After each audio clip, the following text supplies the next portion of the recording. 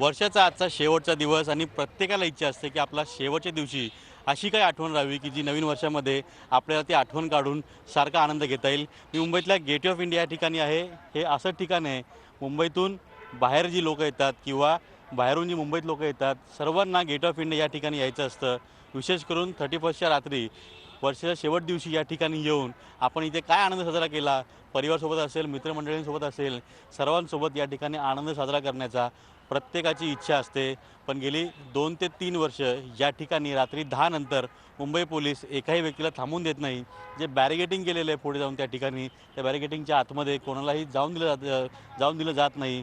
मुळात आत्ता जे त्या ठिकाणी बॅरिगेटिंग केलेलं आहे त्यानुसार महिला आणि पुरुष आणि त्याच पद्धतीनं विशेष करून त्या ठिकाणी फॅमिली असं सेक्शन केलेले आहेत. साधारणपणे संध्याकाळी 6 नंतर हा सेक्शन सुरू होईल. पण त्या ठिकाणी 10 नंतर पूर्णपणे हा जो गेट ऑफ इंडिया आहे या संपूर्ण परिसरातील जी लोकं आहेत या ठिकाणी जे पर्यटक आलेले आहेत त्या सर्व पर्यटकांना बाहेर काढलं जाईल. फक्त बाहेरचा जो कॉरिडॉर आहे, हा जो फुटपाथ आहे, या फुटपाथवरतीच फक्त लोकांना आपली इच्छा पूर्ण करता येईल, या ठिकाणी थांबता येईल.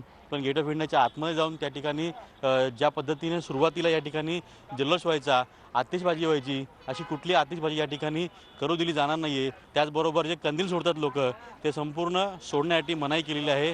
गेल्या 2-3 वर्षापूर्वी या ठिकाणी एक घटना घडली होती. कंदील सोडल्यानंतर जवळच्या झोपडपट्टीवरती जाऊन त्या ठिकाणी तो कंदील पडला होता.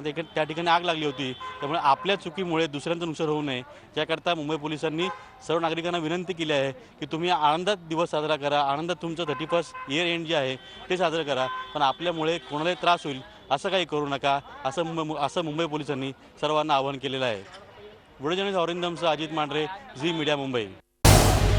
झी 24 तास रहा एक पाऊल पुढे.